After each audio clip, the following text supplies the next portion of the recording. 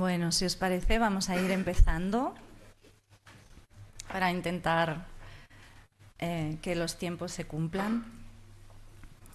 Pues bueno, bienvenidos a todos a estas jornadas mediterráneas de seguridad vial. Estamos en la edición número 25 y bueno, pues como sabéis, hoy vamos a presentar la guía de buenas prácticas dirigida a los operadores de justicia.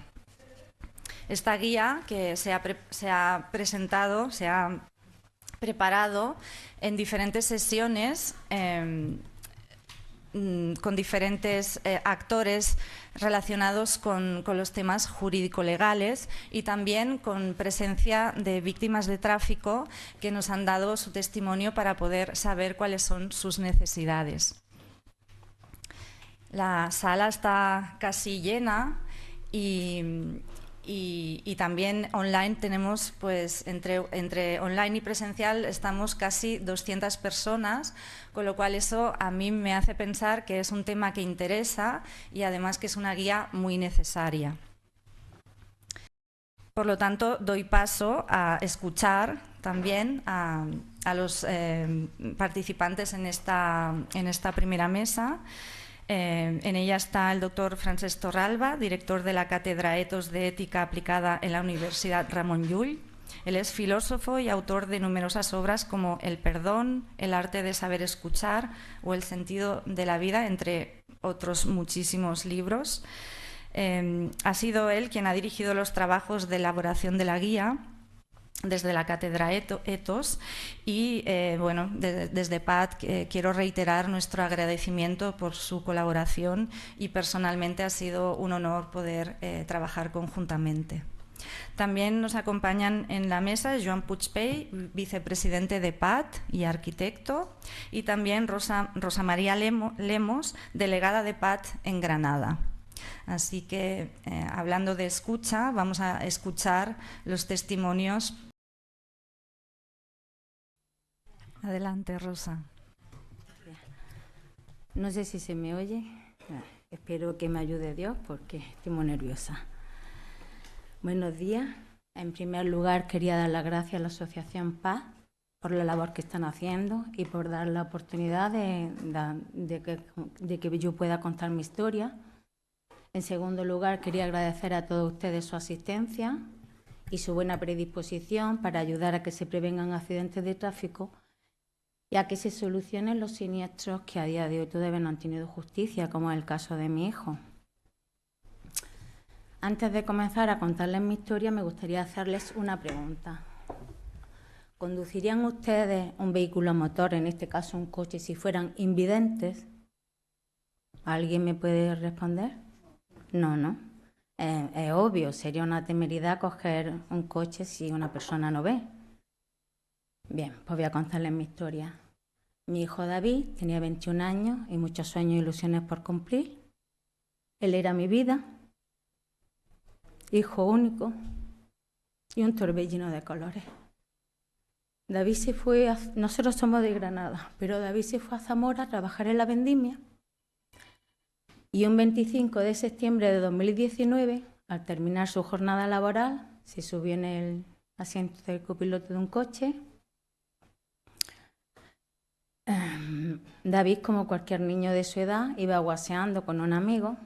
A las 22:34 mi hijo no respondió ya al WhatsApp de su amigo. A esa misma hora, Mario, un chaval de 16 años que viajaba en el asiento de atrás de David, justo detrás de él, también dejó de guasear con una amiga, a la que decía vamos de camino a Zamora. Rubén, de 38 años en aquel momento, hoy 42, conducía el coche. Parado en el arcén, que ocupaba el arcén y un trozo de parte de uno de los carriles de la autovía, estaba el tractocamión de Ángel, un camionero, padre de 2 niñas menores de edad, que se bajó porque la rampa de su vehículo pues se le había roto la eslinga y tenía peligro de que cayera a carretera. Entonces se bajó para solucionar el problema. Iba provisto de sus chalecos reflectantes. Bien, pues era un miércoles laboral, poca circulación. Una noche clara, no llovía. Era un tramo de carretera que no había ni curvas ni cambios de rasante. Según el informe del estudio pericial de la Guardia Civil, tenía una visibilidad de 975 metros hasta el punto del conflicto, 1 kilómetro y 200 metros, según Carlos Morales, un perito experto en accidentes en siniestros de tráfico que llevó la defensa de Ángel, el camionero. Y es más, dice literalmente el atestado: es perfectamente visible la presencia del camión parado si la atención a la conducción es la adecuada para una correcta percepción y reacción ante la presencia de un obstáculo en la vía. Pero el coche que conducía Rubén ni desacelera ni realiza ninguna maniobra evasiva. A ver, este camión era una feria de luces. De hecho, a la pregunta en el juicio, tanto a la Guardia Civil como al equipo de emergencia, de cómo llegaron al lugar de los hechos, todos dicen que se veía perfectamente. Todos lo vieron menos Rubén, el conductor, que cuando le pregunta a la Guardia Civil en qué momento se apercibió de la presencia del camión en la calzada, manifiesta que fue después del golpe, al bajarse del vehículo, cuando lo vio. Con lo cual no hizo ni ademán de frenada ni de esquivarlo, como he dicho antes. Literalmente se lo tragó. ¿Y por qué creen ustedes que se lo tragó? Pues porque iba ciego, porque había consumido grandes cantidades de cocaína y de cannabis. Y evidentemente en esas circunstancias una persona no debería de coger un coche, sería una temeridad. Pero este señor, que no era ningún niño, tenía 38 años, lo cogió. Según también el atestado de la Guardia Civil, cuando llegaron observaron al conductor mostrando signos de euforia, andando por la calzada con su teléfono móvil, con lo cual proceden a realizarle la prueba de drogas, el test salivar, no pudiendo sacarle mucha cantidad por la sequedad que tenía en la boca. Pero aún así, esta prueba arroja un resultado positivo en cocaína y cannabis. Deciden volver a sacarle el test de segundas. Y junto con los análisis de orina y de sangre que le sacan en el hospital, los mandan al laboratorio SILA. Y dice el atestado de la Guardia Civil: mientras que los agentes realizan las pruebas, comprueban que el conductor presenta signos físicos externos de haber consumido alguna droga. Sequedad en la boca, enrojecimiento ocular, euforia y, una vez tumbado dentro de la ambulancia, relajación y somnolencia. Y añaden: los signos externos observados en el conductor coinciden con los efectos físicos que producen las drogas detectadas, cocaína y cannabis. Y en el folio 43 manifiestan: el siniestro ha sido debido a una supuesta distracción o desatención en la conducción, al circular bajo la influencia de las drogas tóxicas, estupefacientes o sustancias psicotrópicas. Además de esto, en la guantera de su coche se le cogió en una bolsa, junto a su carnet de conducir, una bola de hachís.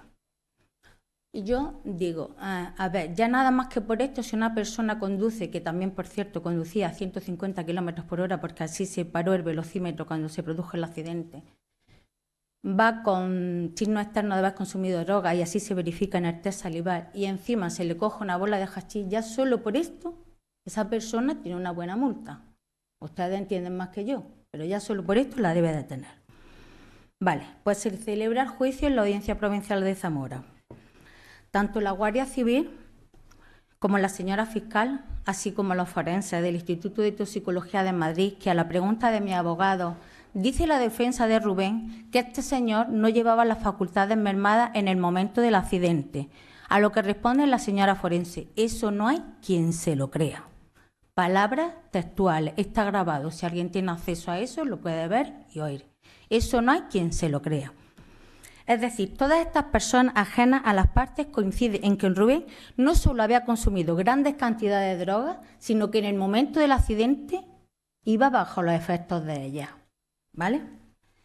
Si a esto le sumamos la comparecencia en el juicio de Fernando Gil, un catedrático experto en toxicología que llevamos nosotros, el cual presentó un informe al detalle y dijo que, según se desprendía de las pruebas, este hombre había consumido de 1 hora a 1 hora y media antes del siniestro, con lo cual, en el momento del siniestro, iba bajo el efecto de la droga. hizo referencia a varios autores que subrayan que un conductor debe ser sancionado si el nivel de benzoilogonina, cocaína en plasma, está por encima de 0,025 miligramos por litro. Este señor llevaba 0,25, es decir, 10 veces más.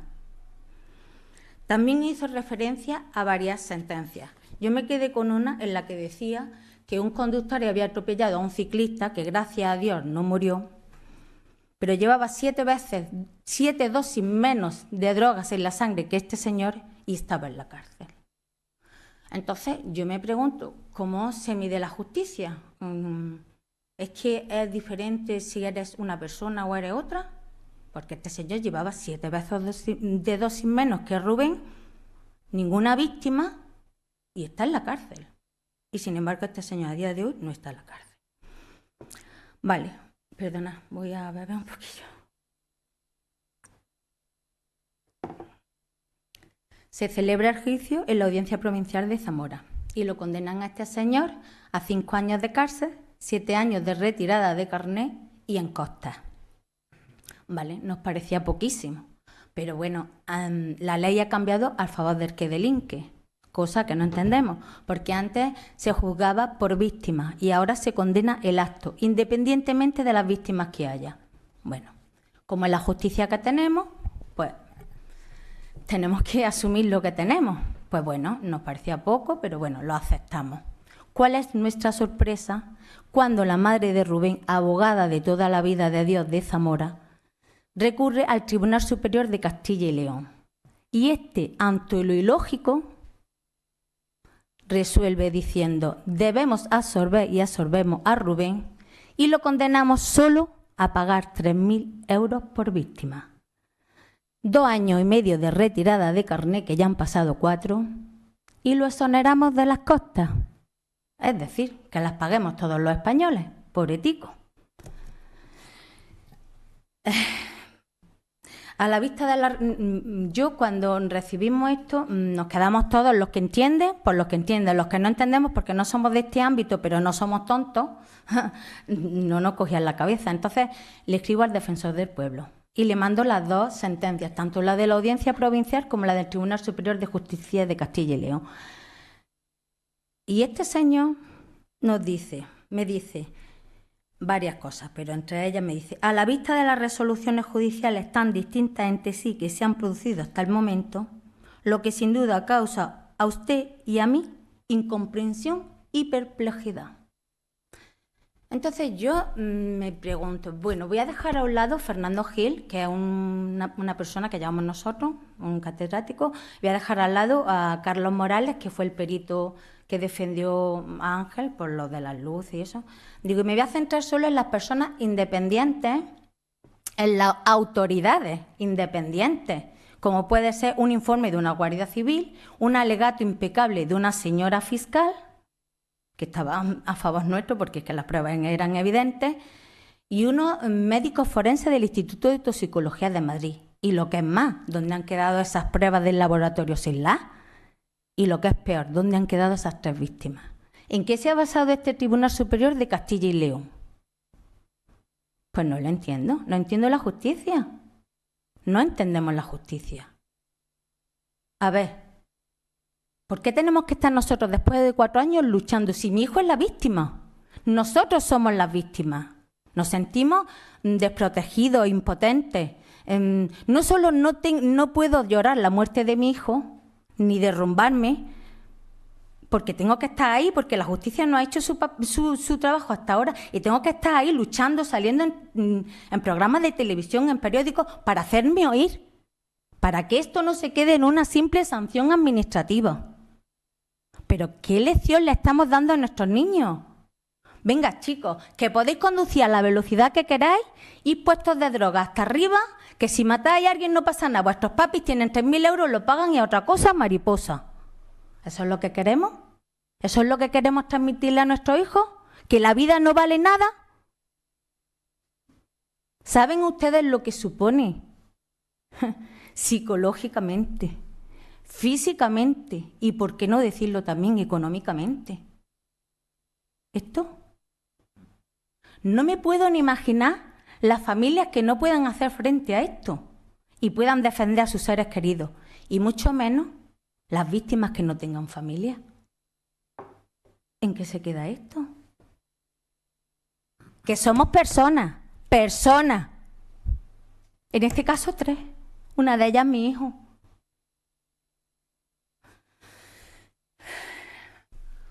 Mi marido y yo hemos puesto un recurso de casación ante el Tribunal Supremo.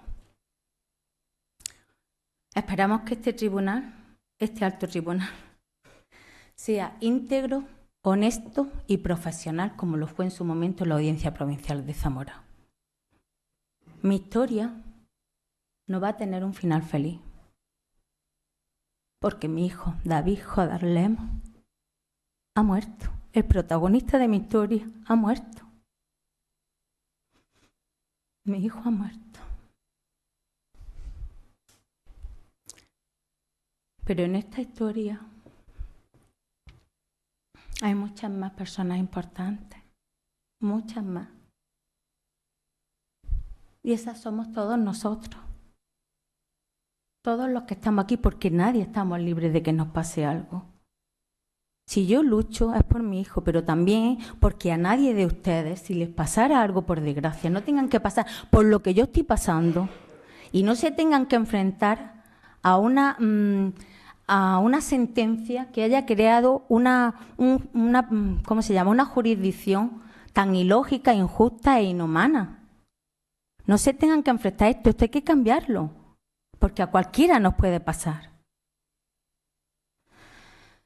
Como ya le he dicho, en esta historia también otras personas importantes somos todos nosotros, y yo espero que con la ayuda de Dios y de todos, la historia de mi hijo no tenga un final feliz, ya no lo va a tener, pero tampoco justo, porque evidentemente, como ustedes comprenderán, 5 años de cárcel por 3 personas fallecidas y 3 familias muertas en vida no es para nada justo, pero sí por lo menos un final digno, porque se lo merece.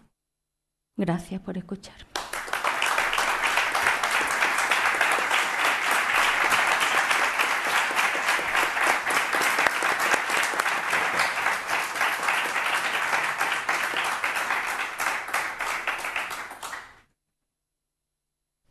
Adelante, Francesc. Muy buen día a tothom. ¿Se sent? Sí, ahora se sent. Gracias. Gracias. En primer lugar, muy buenos días. Gracias, Jordi. Gracias, Joan, por tu testimonio, tu presentación del duelo que has vivido y cómo lo has vivido, y además de una manera tan gráfica y tan plástica, ¿no?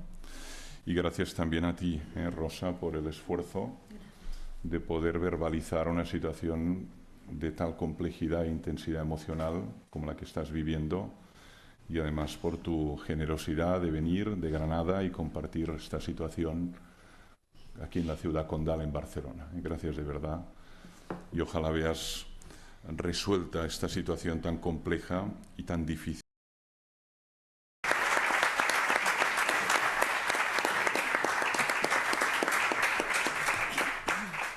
Muchísimas gracias, Francesc. Gracias también a Joan y a Rosa por su testimonio tan íntimo, que nos han transmitido estas experiencias tan duras, pero que a la vez nos permiten ver la dimensión, ¿no?, de lo que estamos hablando. No sé si